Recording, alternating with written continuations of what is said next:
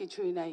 তবে অস্ত্রের কথা যেহেতু আসলো, আমি এইটুকু একটু বলতে চাই। আজকে সরকার, হ্যাঁ, এই সরকার রাজনৈতিক সরকার না, এই সরকার নির্বাচিত সরকার না, তার ভুলভ্রান্তি হতেই পারে।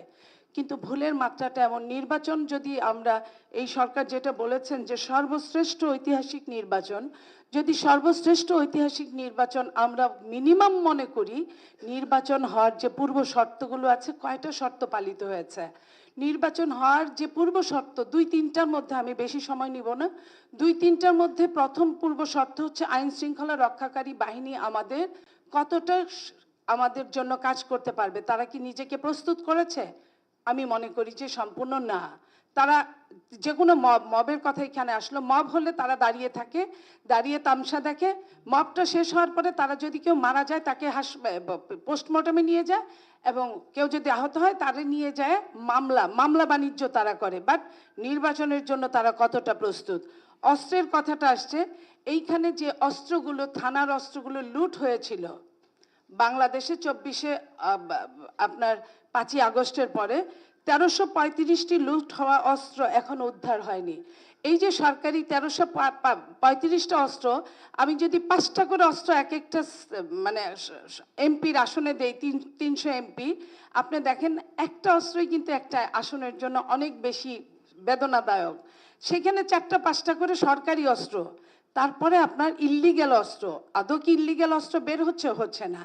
তারপরে আপনার যে অস্ত্রগুলো যাদের আছে, বৈধ অস্ত্র জমা দেওয়ার, সেটা কি জমা হয়েছে? হয় নাই। এরপরে যে অস্ত্রগুলো ট্রানজিট আকারে আসছে, সেটার কি কোনো বিহিত করা হয়েছে? হয় নাই। তো এই যে অস্ত্রের ঝনঝনানির মধ্যে প্রায় ৬ লাখের ঊর্ধ্বে গোলা বারুদ আপনার ব্যাহত হয়েছে সরকারি, একটা গোলা বারুদ ফেরত আসে নাই। তো সেগুলো যদি আমি ৩টা লোকের সঙ্গে যদি কথা বলি কোনো সেন্টারে, কোনো বুথে, যে আমার ভোটটা এই সমস্যা হচ্ছে, আমি যার সাথে কথা বলবো, আমি ভয় নিয়ে কথা বলবো, তাই সে অস্ত্রধারী হতে পারে, অনেক সমস্যা হতে পারে। আমি কি মন থেকে কথা বলতে পারবো? তাহলে কি ঐতিহাসিক নির্বাচন হবে?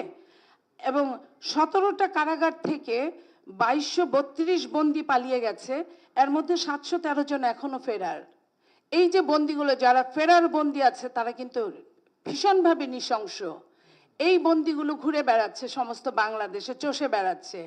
৪০১ জন অবৈধ অস্ত্রধারী রাজধানীতেই ঘুরে বেড়াচ্ছে, এবং যেটার প্রতিফলন আমরা হাদির দিকে দেখেছি, যেটার প্রতিফলন আমরা মুসাদ্দেরের দিকে দেখেছি। একদম অব্যর্থ গুলি করে মানুষকে মারা যায় কিভাবে তারা জানে। এই যে কারাগার থেকে যে মানে এই যে পালিয়ে গেল, আমরা তাদেরকে উদ্ধার করলাম না, অথচ সরকার বলছেন উনি খুব সুন্দর একটা নির্বাচন দিবেন। কারাগার থেকে ৬৭টি অস্ত্র লুট হয়ে গেছে, সেটা ২৭টি এখন উদ্ধার হয়নি, কারাগারের অস্ত্র উদ্ধার হয়নি। আমরা অপারেশন ক্লিন হার্টের যেটা, যে ডেভিল হান্ট বলে যেটা দ্বিতীয় ফেজ নামলো, তারা কিন্তু মেস্টেসি পাওয়ার নিয়ে নেমেছে। কিন্তু মেস্টেসি পাওয়ার নেওয়ার পরে আমরা কি দেখেছি সারা বাংলাদেশে ওরকম কোনো অস্ত্র উদ্ধার হতে, ওরকম কোনো আসামি উদ্ধার হতে, অ্যারেস্ট হতে? তাহলে আমরা কিসের উপর ভিত্তি করে একটা সুন্দর নির্বাচন আমরা আশা করছি? আমি জানি না।